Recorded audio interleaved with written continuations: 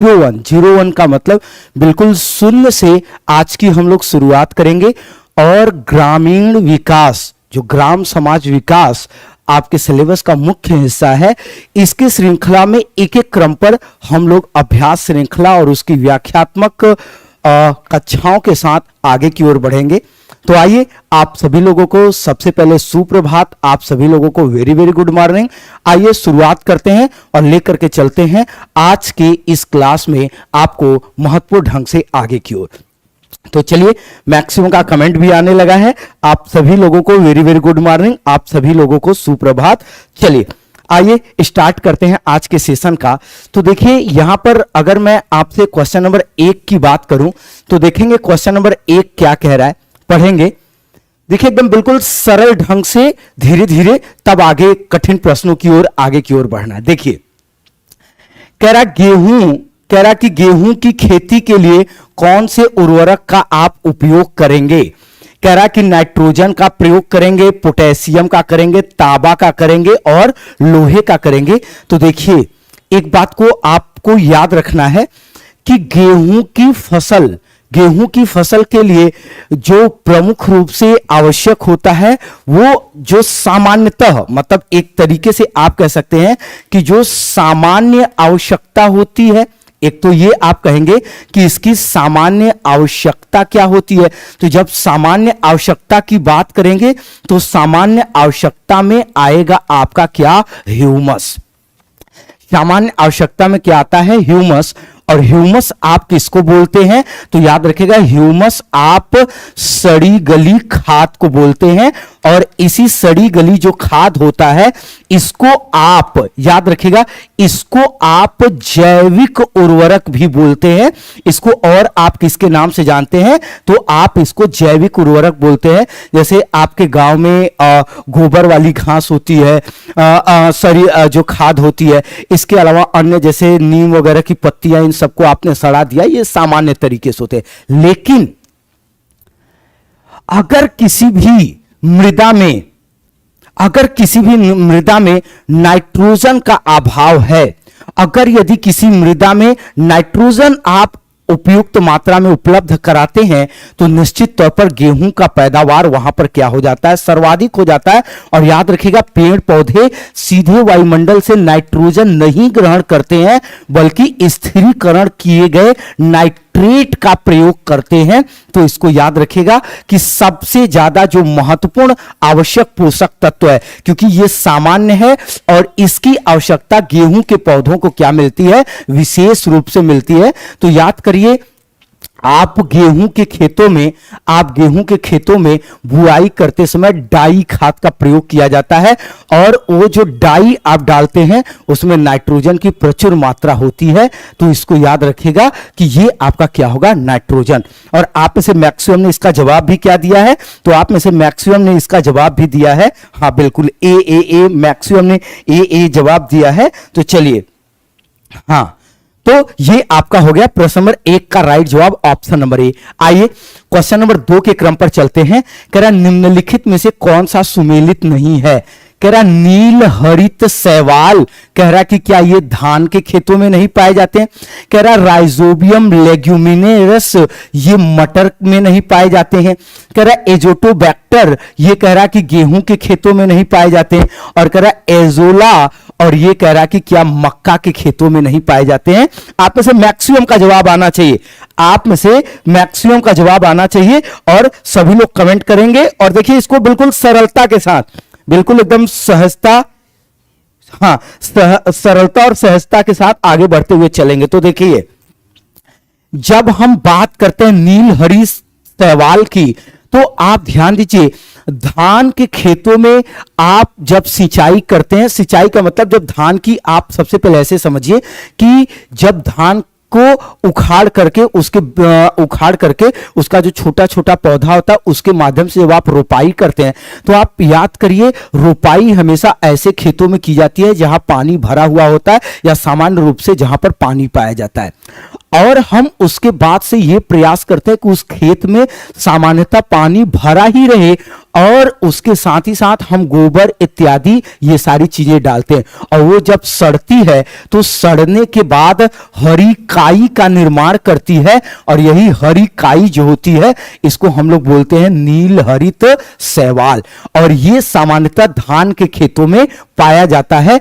इसका मतलब ये जो नील हरित शैवाल है ये धान के खेतों का एक प्रमुख उर्वरक माना जाता है, या आप कह सकते हैं कि इनके लिए ये एक सामान्य प्रकार से पोषक का कार्य करता है, पोषण का कार्य करता है।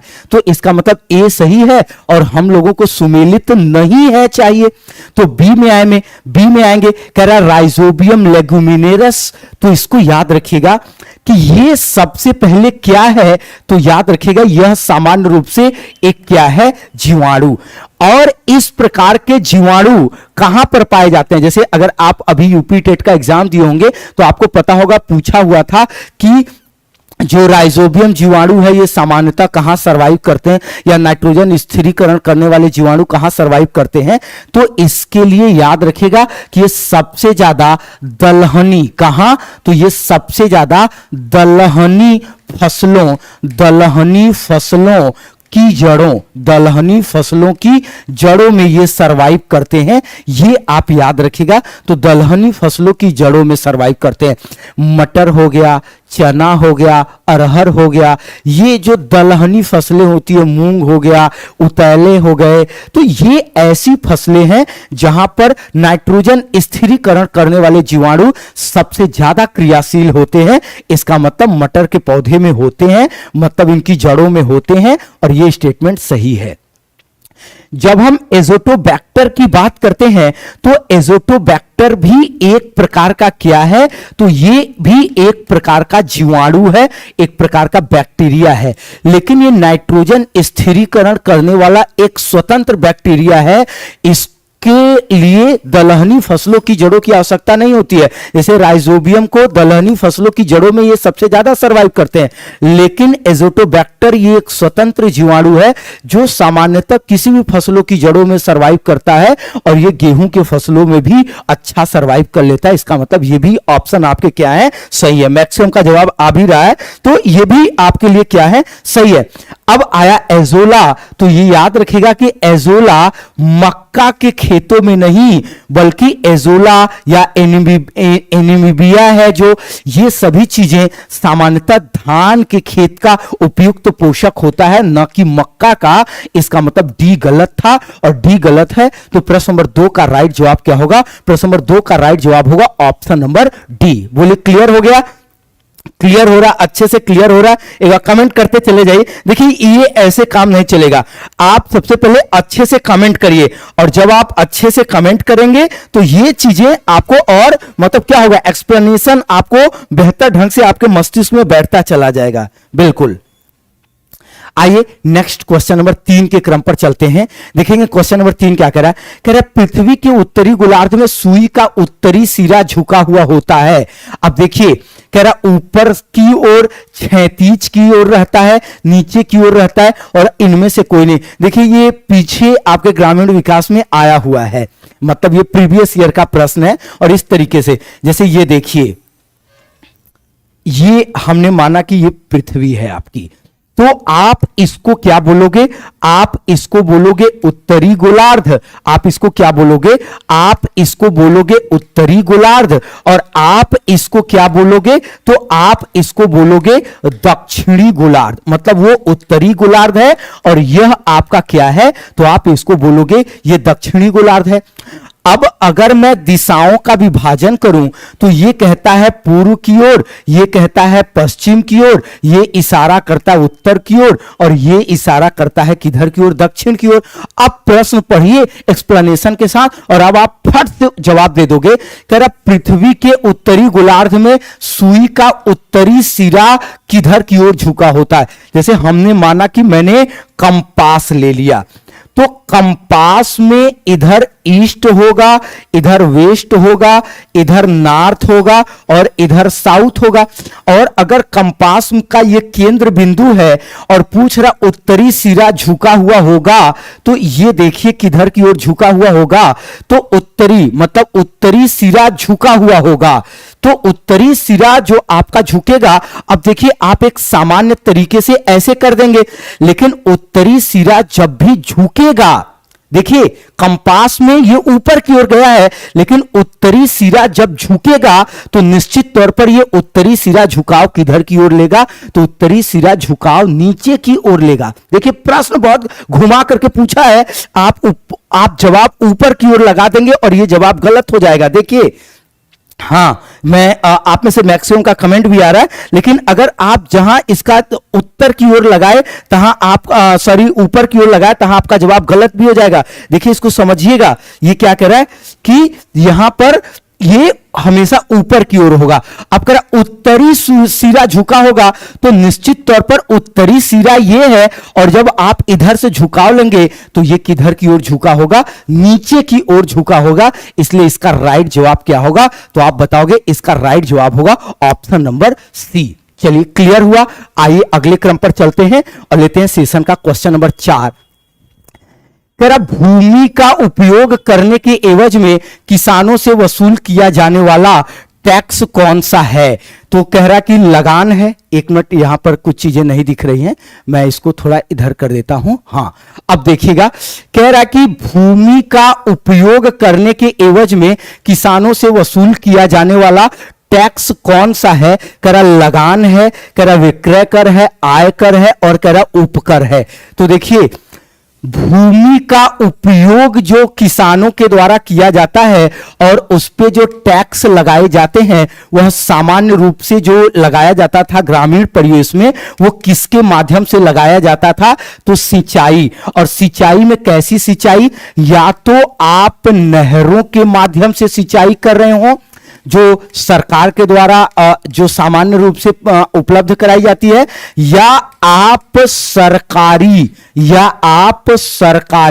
नलकूप से आप सिंचाई कर रहे होते हैं।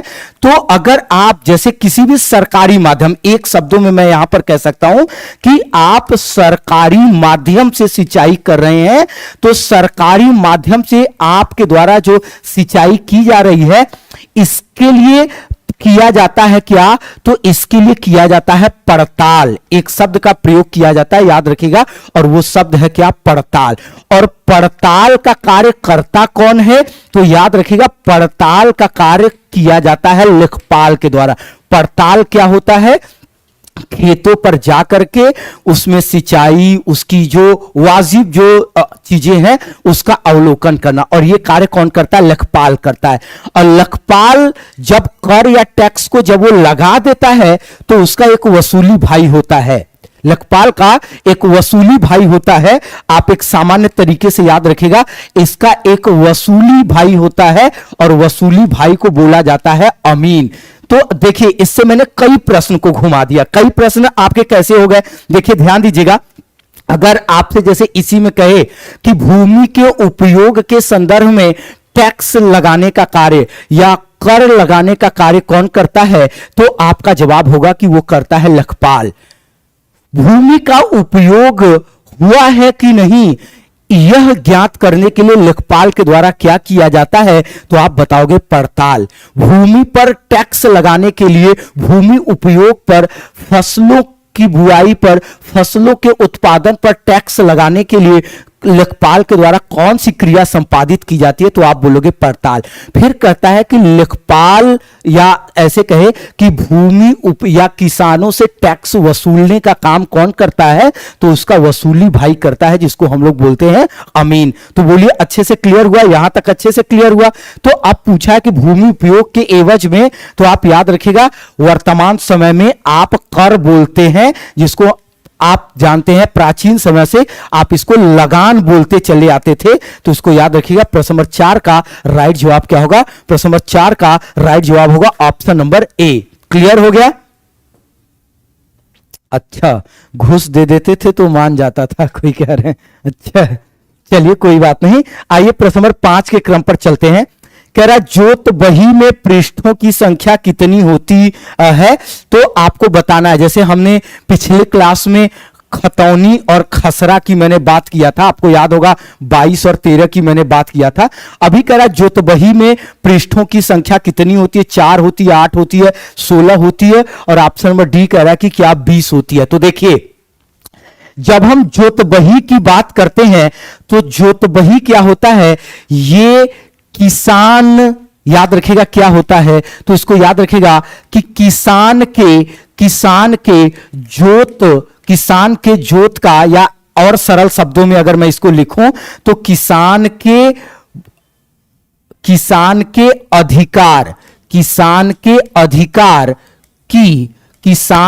अधिकार की भूमि का अधिकार पत्र होता है, जो किसके पास होता है, यह भी पूछा जाता है कि यह किसके पास होता है। जो किसान के अधिकार की भूमि का मतलब जो किसान के अधिकार की भूमि है, उसका जो अधिकार पत्र होता है उसी को हम लोग जोतबही बोलते हैं।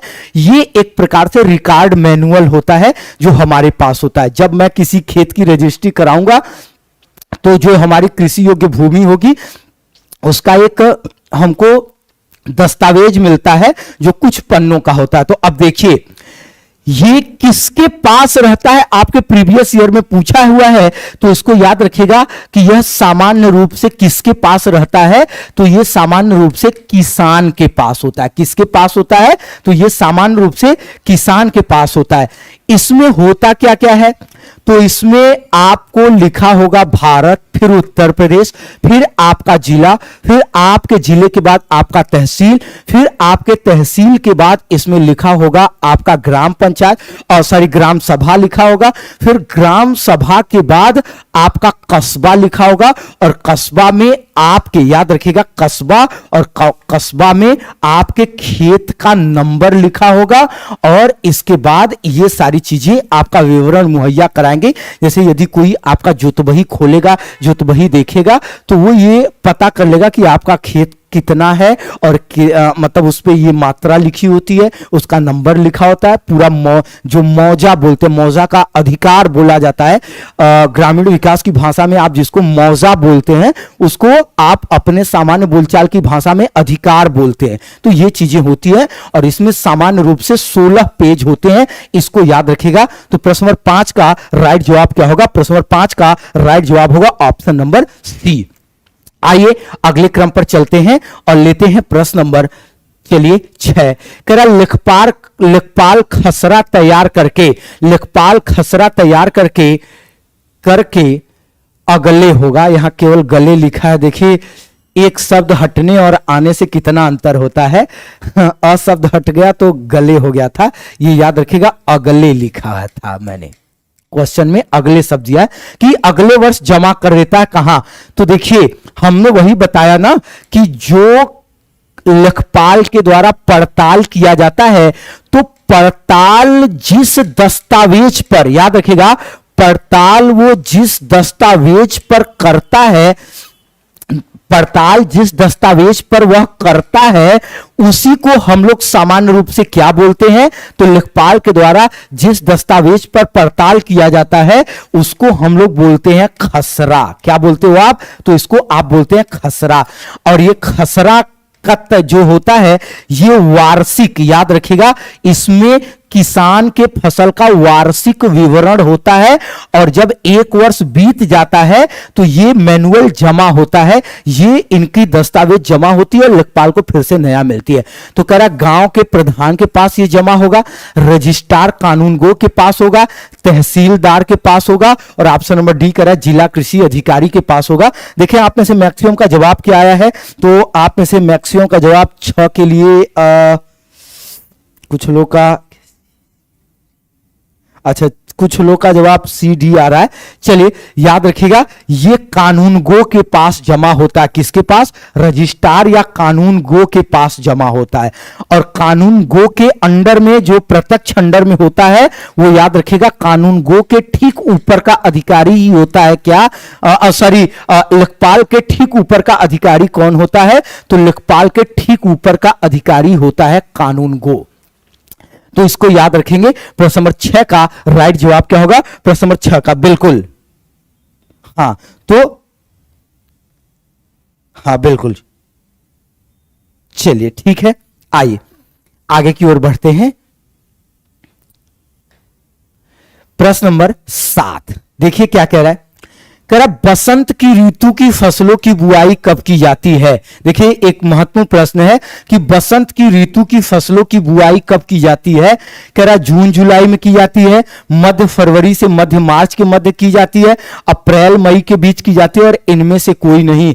अब देखिए बसंत ऋतु की अगर हम बुआई की बात करते हैं तो आप किस गोलार्ध में आप मौजूद हैं? तो आप बोलोगे कि हम मौजूद हैं उत्तरी गोलार्ध में, और उत्तरी गोलार्ध में जो आपका बसंत ऋतु होता है, ये याद रखिएगा कि बसंत ऋतु मध्य, याद रखिएगा क्या, ये मध्य फरवरी से लेकर के ये आपका सामान्य रूप से मध्य मार्च के बीच होता है। तो याद रखिएगा कि ये आपका सामान्य रूप से बसंत ऋतु के फसलों की जो बुआई है, ये मध्य फरवरी से मध्य मार्च के बीच किया जाता है।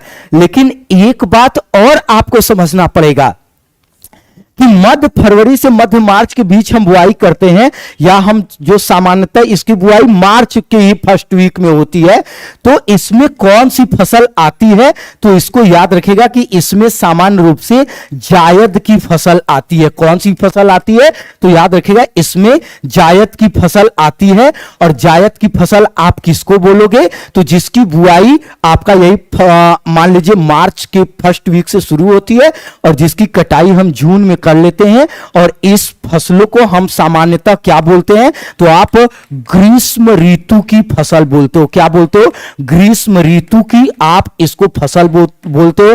जैसे लौकी हो गया, कद्दू हो गया, खीरा हो गया, ककड़ी हो गई, तरबूज हो गया, खरबूज हो गया, इस प्रकार की फसलें यहां पर उगाई जाती हैं। तो प्रश्न नंबर 7 का राइट जवाब क्या है? Option number B. बोलिए क्या राइट जवाब है? Option number B.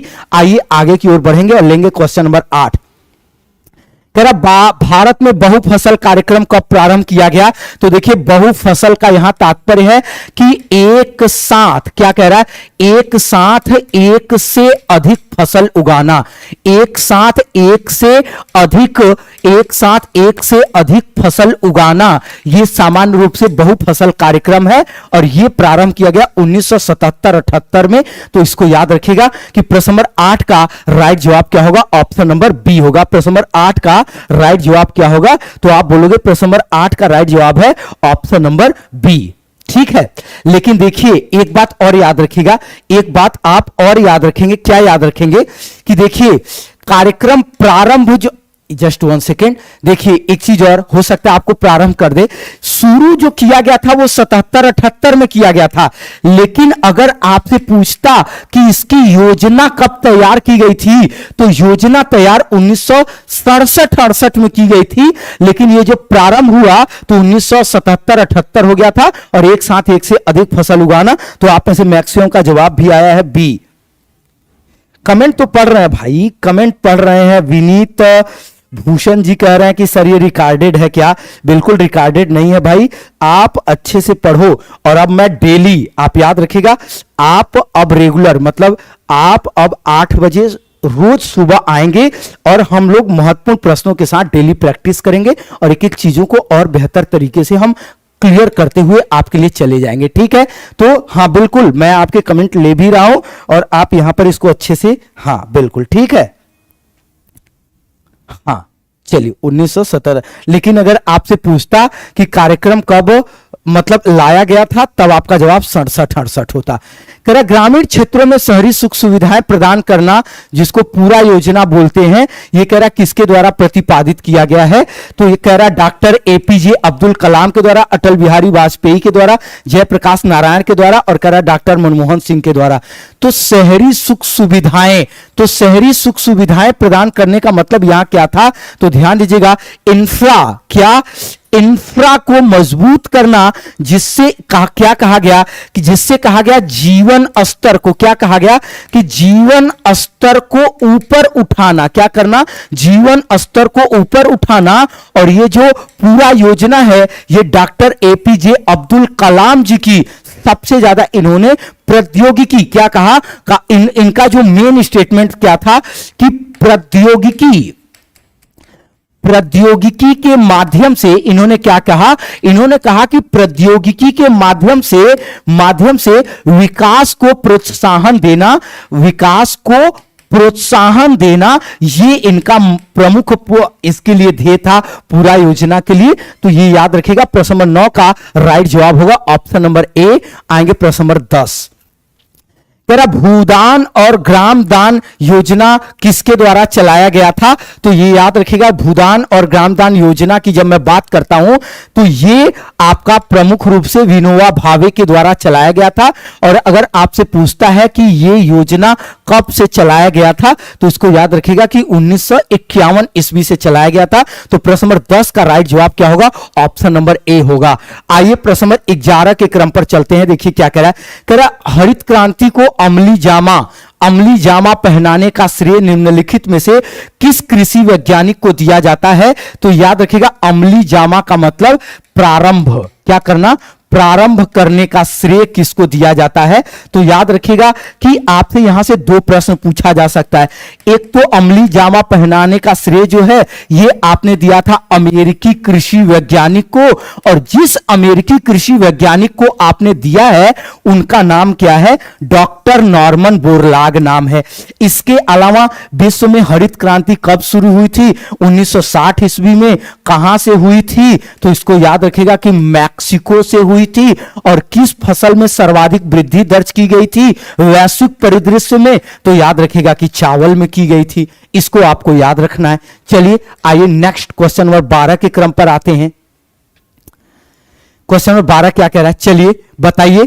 कह रहा है कि सुमेलित करिए, आपको सही सुमेलित करना है और आपको बताना, सूची फर्स्ट को सूची सेकंड के साथ सुमेलित करना है और बताना है कि कौन सा इसमें से असत्य है।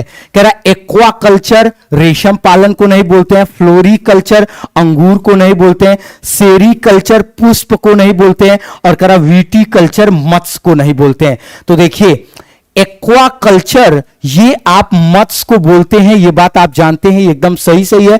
इसका मतलब हमको ए में 4 चाहिए और ए में 4 सी और डी में नहीं है तो हमने काट दिया। फ्लोरी फ्लावर का मतलब फूल हो गया, इसका मतलब ये 3। तो फ्लोरी कल्चर, अब देखिए 4 4 3 3 दोनों में है, इसका मतलब मुझे एक और चाहिए। तो जब हम सेरी र आ रहा है और र से रेशम पालन होता है, इसका मतलब हमको सी में 1 चाहिए तो 1 कट गया। अब वीटी कल्चर तो बचा बीटी, आप जानते हैं अंगूर पालन, इसका मतलब हमारा राइट जवाब क्या हो गया? बी हो गया। इसको याद रखिएगा। ये सब देखिए इसके तरीके होते हैं, इसको फाइंड करने के तरीके होते हैं, तो इसको याद रखिएगा। हमारा राइट जवाब क्या होगा? हमारा राइट जवाब हो गया ऑप्शन नंबर बी। आइए नेक्स्ट अगले क्रम पर चलते हैं और लेते हैं सेशन का नेक्स्ट क्वेश्चन। किस वृक्ष को आजकल कृषि में उसकी महत्ता को देखते हुए अद्भुत या 21वीं सदी का पेड़, यही बार बार पूछता है, 21वीं सदी का पेड़ कहा जाने लगा है और इसका अमेरिकी पेटेंट रद्द कर दिया गया है? कह रहा वो कौन सा है? नीम है, बेल है, आम है, पपीता है। तो उसको याद रखिएगा कि हमारे यहां जो औषधीय उपयोग से सबसे बेस्ट, सबसे बेहतर, सबसे उपयोगी माना जाता है वो नीम का पौधा होता है। तो प्रश्न नंबर 13 का राइट जवाब क्या होगा? ऑप्शन नंबर ए होगा। अब आएंगे क्वेश्चन नंबर 14। कह रहा कि औषधीय फलों में कौन नहीं आता है? कह रहा धान नहीं आता है, मुस्तक दाना, कस्तूरी भिंडी नहीं आती है, नीम नहीं आता है, तुलसी नहीं आती है। तो धान ये हमारा याद रखेगा कि ये हमारी एक प्रकार से खाद्यान्न फसल होती है। क्या होती है? ये हमारी एक प्रकार से खाद्यान्न फसल है।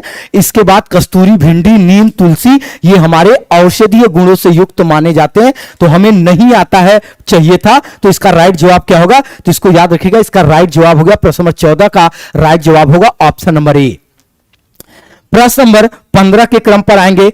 कह रहा कि ग्रामीण विद्युतीकरण निगम की स्थापना कब की गई थी। आपको कमेंट करना है और कमेंट करके आपको बताना है कि यह ग्रामीण विद्युतीकरण कब प्रारंभ किया गया था। तो चलिए, ग्रामीण विद्युतीकरण आप बताएंगे कि निगम की स्थापना कब प्रारंभ, मतलब की स्थापना कब की गई थी। तो कह रहा 1989 में, 1969 में, 1979 में, 1959 में। तो देखिए, ग्रामीण विद्युतीकरण जिससे, ध्यान दीजिएगा, इसका प्रयोग किया गया था जिससे सिंचाई के लिए सर्वाधिक नलकूप का सहारा लिया जाए। क्या? नलकूप का सहारा लिया जाए। अब इसका प्रयोग क्यों किया गया? ऐसी जगहों जहां पर नहरें नहीं पाई जाती, जहां पर सामान्य रूप से सिंचाई के केवल पुरवठ बोलते थे, जो हम बैल के माध्यम से हम पानी इत्यादि को क्या करते थे, कुओं से निकालते थे, पुरवठ बोलते थे। तो अब इन चीजों को हम नलकूप का सहारा लेने के लिए 1969 ईस्वी में ग्रामीण विद्युतीकरण निगम की स्थापना की गई, जो कृषि में सिंचाई के लिए प्रोत्साहन करेगा। तो इसको याद रखिएगा, ये आपका क्या हो गया, ये 1969 हो गया। आइए प्रश्न नंबर 16, कह रहा कृषि कार्य में लगे ट्रैक्टर की आवाज किस स्तर से अधिक नहीं होनी चाहिए। तो कह रहा 90 डेसिबल से, 100 डेसिबल से, 121 डेसिबल से, और कह रहा 12 डेसिबल से। तो याद रखिएगा कि गांव में जो ट्रैक्टर होता है ये 90 डेसिबल से ज्यादा इसका आवाज नहीं होना चाहिए, और अगर वो 90 डेसिबल से ज्यादा अगर वो आवाज करता है तो ये याद रखिएगा कि वह आपका सामान्य रूप से उत्पन्न करेगा क्या, तो वो सामान्य रूप से उत्पन्न करेगा ध्वनि प्रदूषण। तो इसको प्रश्न नंबर 16 के लिए याद रखेंगे, 90 डेसिबल होता है। आइए प्रश्न नंबर 17 के क्रम पर आते हैं और देखेंगे कि यह क्या कह रहा है। उत्तर प्रदेश की प्रमुख व्यावसायिक फसल, देखिए उत्तर प्रदेश की प्रमुख व्यावसायिक फसल पूछा है। हम आपसे खाद्यान्न फसल नहीं पूछ रहे हैं, खाद्यान्न फसल आपसे नहीं पूछा गया है, आपसे केवल पूछा गया कि व्यावसायिक फसल, गेहूं, गन्ना, मक्का, चावल। तो याद रखिएगा कि गन्ना उत्तर प्रदेश की प्रमुख क्या है, तो गन्ना उत्तर प्रदेश की प्रमुख व्यावसायिक फसल है। खाद्यान्न फसल अलग है, वो अभी हमने प्रश्न लिया हुआ है, लेकिन याद रखिएगा कि गन्ना उत्तर प्रदेश की प्रमुख व्यावसायिक फसल में आता है, जिसका उत्पादन हम व्यापार के लिए करते हैं, जिसका उत्पादन हम क्या किसके लिए करते हैं, मतलब फसल उगाते हैं, इन चीजों के लिए करते हैं कि बेचेंगे और ये हमारे लिए आय का स्रोत बनेगा, ये याद रखिएगा। ठीक है, आइए प्रश्न नंबर 18, उत्तर प्रदेश के जिन जिलों में पटसन, याद रखिएगा क्या कह रहा है कि उत्तर प्रदेश के जिन जिलों में पटसन की खेती होती है सबसे ज्यादा, ये बताएंगे। तो ये कह रहा है देवरिया, गोरखपुर, सहारनपुर, हरदोई, मथुरा, अलीगढ़, और ऑप्शन नंबर डी कह रहा है इलाहाबाद और फतेहपुर। तो याद रखिएगा कि देवरिया और गोरखपुर ये उत्तर प्रदेश के ऐसे जिले हैं जो सर्वाधिक, याद रखिएगा उत्तर प्रदेश में सर्वाधिक पटसन के लिए जाने जाते हैं। किसके लिए? तो सर्वाधिक पटसन की खेती के लिए जाने जाते हैं। तो प्रश्न नंबर 18 का राइट जवाब क्या होगा? प्रश्न नंबर 18 का राइट जवाब है option number A, Deoria. Next प्रश्न नंबर 19 के क्रम पर आएंगे। कह रहा ब्रिटिश शासन के दौरान उत्तर प्रदेश में भूमि पंजीकरण किस अधिकारी के द्वारा किया जाता था? आप बताएंगे कि यह प्रमुख रूप से किसके द्वारा किया जाता था। तो ये कह रहा कि क्या राज्यपाल के द्वारा किया जाता, लेखपाल के द्वारा, लिपिक के द्वारा, काजी के द्वारा। देखिए हम प्रत्येक दिन 25-25 क्वेश्चन का सेट आपके बीच लेकर के आ रहे हैं और हम लेकर के आएंगे, लेकिन ये सीरीज, ये श्रृंखला तब जारी रहेगी जब आपका सपोर्ट मिलेगा। और सपोर्ट हमें क्या चाहिए? आप जब एक शेयर करेंगे, थोड़ी संख्या आप बढ़ाएंगे, तो ये चीजें मुझे मोटिवेट करेंगी और महत्वपूर्ण प्रश्न और खोज करके डायमेंशनल प्रश्न आपके बीच लाएंगे, प्रैक्टिस कराएंगे। तो ये तो आपका एक अपने से सपोर्ट होना चाहिए। इसलिए आज मैंने ज्यादा, पहली क्लास थी तो मैंने बहुत ज्यादा फोर्स नहीं किया, लेकिन ये चीजें आपको एक स्वाभाविक ढंग से करनी पड़ेगी, इसमें कोई दो राय नहीं। एक बार सभी लोग लिखिए कि यस सर सपोर्ट है, मैं आपको बता रहा हूं बिल्कुल आपकी मंजिल तक पहुंचाना ये मेरी जिम्मेदारी है। और आप जानते हैं ग्रामीण परिवेश एक ऐसा भाग है, एक ऐसा सेगमेंट है जहां आप थोड़ा सा अगर मेहनत कर देते हैं तो आप 25 में 25 पाएंगे। ये ऐसा सेगमेंट है जिसका सिलेबस फिक्स होता है, जहां आप 25 में 25 प्राप्त करने के लिए की क्षमता रखते हैं, जो आपके मेरिट को चढ़ा देगा। और हम इस क्षेत्र में रेगुलर आपका सपोर्ट करने के लिए तैयार हैं। एक बार यस लिखिए कि यस सर सपोर्ट है और रहेगा। चलिए, और आप निश्चित तौर पर शेयर करेंगे। यस, अभी हम आगे लेकर के चल रहे हैं। तो चलिए, तो इसको याद रखिएगा कि ब्रिटिश शासन के दौरान जो उत्तर प्रदेश में भूमि पंजीकरण का अधिकारी होता था वो लेखपाल होता था। और ये याद रखिएगा कि ये लेखपाल आज वर्तमान समय में भी आपके यहां नामकरण किया गया है। ठीक है, आगे आएंगे प्रश्न नंबर 20 के क्रम पर।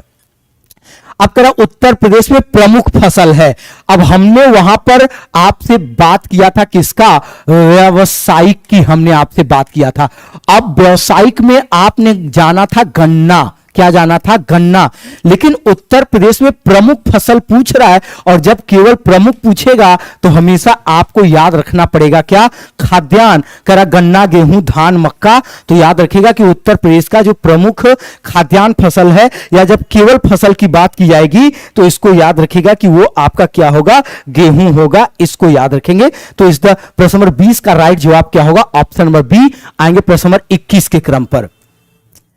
उत्तर प्रदेश के उच्च न्यायालय के मुख्य न्यायाधीश को कौन नियुक्त करता है। उत्तर प्रदेश के उच्च न्यायालय के मुख्य न्यायाधीश की नियुक्ति कौन करेगा।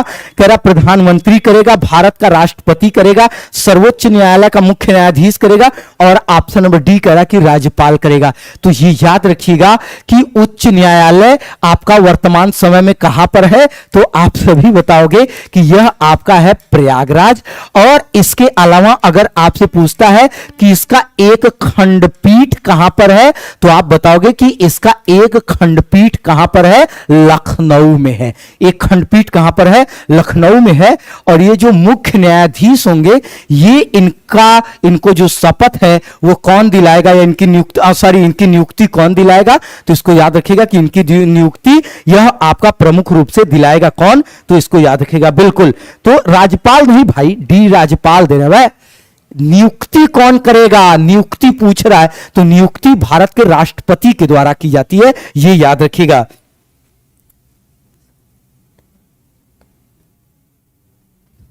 ठीक है, चलिए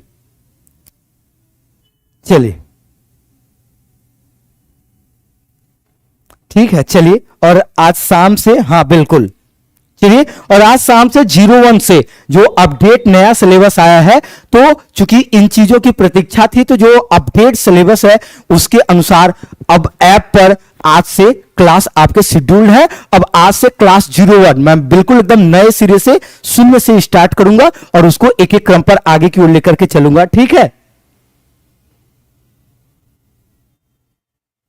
हाँ, उच्च न्यायालय है तो उच्च न्यायालय हो चाहे सर्वोच्च न्यायालय हो, दोनों में नियुक्ति राष्ट्रपति के द्वारा की जाएगी, इसको याद रखिएगा। ठीक है, आइए आगे चलते हैं, प्रश्न नंबर 22 के क्रम पर चलते हैं और देखेंगे प्रश्न नंबर 22 क्या कह रहा है। कह रहा उत्तर प्रदेश में एक वर्ष में न्यूनतम कितनी ग्राम सभा की बैठक होनी चाहिए, 3, 4, 6, 2। तो याद रखिएगा कि इसके लिए कहा गया है कि प्रत्येक वर्ष में कितनी बार, तो प्रत्येक वर्ष में 2 बैठक निश्चित तौर पर होनी चाहिए। तो प्रश्न नंबर 22 का राइट जवाब क्या होगा, ऑप्शन नंबर डी होगा। आएंगे प्रश्न नंबर 23 के क्रम पर। तो देखिए प्रश्न नंबर 23 क्या कह रहा है। प्रश्न नंबर 23 कह रहा है कि एक व्यक्ति के लिए पंचायत का सदस्य बनने के लिए न्यूनतम आयु कितनी होनी चाहिए। बताएंगे कि न्यूनतम आयु कितनी होनी चाहिए, क्या 21 वर्ष की होनी चाहिए, 25 वर्ष, 35 वर्ष, 18 वर्ष।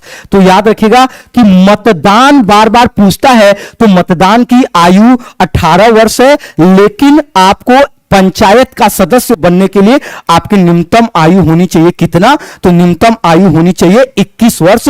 इसको याद रखिएगा। बोले क्लियर हुआ।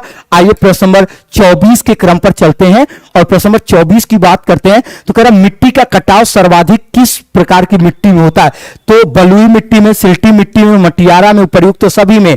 तो याद रखिएगा जो मिट्टी सबसे ज्यादा फुलफुली होगी, तो उसमें जो मिट्टी सबसे ज्यादा भुरभुरी होगी, जिस मिट्टी के कण बड़े बड़े होंगे, उस मिट्टी में आपसी पकड़ कमजोर होता है, और ऐसी मिट्टी होती है बलुई, जिसका कटान सबसे ज्यादा होता है। अरे आप जाकर के गंगा में ही देखिए ना, बालू का रेता कभी इधर कभी उधर इकट्ठा होता है, तो ये इसका कटान सर्वाधिक होता है। तो प्रश्न नंबर 24 का राइट जवाब क्या होगा, प्रश्न नंबर 24 का राइट जवाब होगा ऑप्शन नंबर ए। क्लियर हुआ। चलिए, ना डी में नहीं होगा, जानबूझ करके मैंने डी लिया था, जो आपको कंफ्यूज करते हैं, ये इसको याद रखिएगा। कह रहा दीमक को नष्ट करने के लिए सर्वाधिक उपयुक्त रसायन निम्नलिखित में से कौन सा माना जाता है। कह रहा दीमक को नष्ट करने के लिए सर्वाधिक उपयुक्त रसायन, कह रहा रोगार माना जाता है, मोनोक्रोटोफॉस क्लोरोफास माना जाता है, एंडोसल्फान माना जाता है और क्लोरपाइरिफेरस जब माना जाता है। तो चलिए प्रश्न नंबर 25 की व्याख्या कल के क्लास में, मतलब क्या, अब याद रखेगा, रोजाना क्या याद रखना है, रोजाना सुबह 8 AM पर सभी लोग एक साथ आएंगे और हम लोग ग्राम विकास में या ग्रामीण परिवेश जो है इसके लिए हम लोग रोजाना चलेंगे और शाम को हम ऐप पर आपको जो 01 क्लास होगी उसको लेकर के चलेंगे। आप में से ऐसे लोग जो लेखपाल में एडमिशन लेना चाहते हैं या लेखपाल में क्लास करना चाहते हैं, वो बिल्कुल शून्य से, तो आज से मैं यहां से स्टार्ट भी करने जा रहा हूं। तो देखिए बहुत सिंपल सा प्रोसेस है। आप अपने मोबाइल के गूगल प्ले स्टोर में जाएं और गूगल प्ले स्टोर में जाकर के आप सर्च बॉक्स पर आपको लिखना है क्या, आपको लिखना है चंद्रा इंस्टीट्यूट इलाहाबाद, चंद्रा इंस्टीट्यूट इलाहाबाद, और इससे आदरणीय वागेश सर की डीपी लगी हुई ऐप आएगी, आप इसको इंस्टॉल कर लीजिए। इंस्टॉल करने के बाद आप क्रिएट अकाउंट में जाइए। क्रिएट अकाउंट में आपको अपना सिंपली नाम भरना है, आपको अपना मोबाइल नंबर भरना है। इसके बाद आप अपने पसंद से, जैसे फेसबुक इत्यादि पे बनाते हैं, आईडी बना लीजिए और आप अपना पासवर्ड बना लीजिए। इसके बाद आप वीडियो कोर्स में आप चले जाएंगे और वीडियो कोर्स में जाने के बाद आप यहां से आसानी से बाय कोर्स पर जाइए और आप बाय कोर्स के पर जाकर के आप आसानी से परचेज कर सकते हैं। और इसके अलावा अगर आपको किसी प्रकार की कोई समस्या है तो आप, अगर जैसे यहां पर कोई स्टेप, किसी भी प्रकार की कोई समस्या आ रही है तो आप एंट्री, याद रखिएगा क्या, एंट्री लेखपाल लिख करके हमें भेज दीजिए 8299310097 पर। तो यहां से आपकी पूरी सहायता की जाएगी। आप यहां पर व्हाट्सएप कर दीजिए। अगर आप सिंपली यहां से जुड़ जा रहे हैं तो ठीक है, अगर आपको कोई समस्या हो रही है तो आप इस नंबर पर हमें व्हाट्सएप कर दीजिए, तो यहां से आपकी पूरी हेल्प कर दी जाएगी। तो चलिए कल सुबह 8 बजे मुलाकात करते हैं और फिर से एक शानदार सेशन। और हां, मेरे कहने से पहले आप निश्चित तौर पर सेशन को पहले से शेयर कर देंगे और सभी लोग एक साथ 8 बजे आएंगे और मजा आएगा। और आप यकीन मानिए और भी बेहतरीन ढंग से हम आपको लेकर के चलेंगे।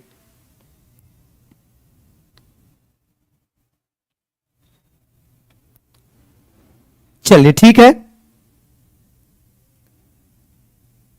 चलिए ठीक है, तो आइए, चलिए ठीक है, आइए तो आज के सेशन को यहीं पे हम विराम देते हैं।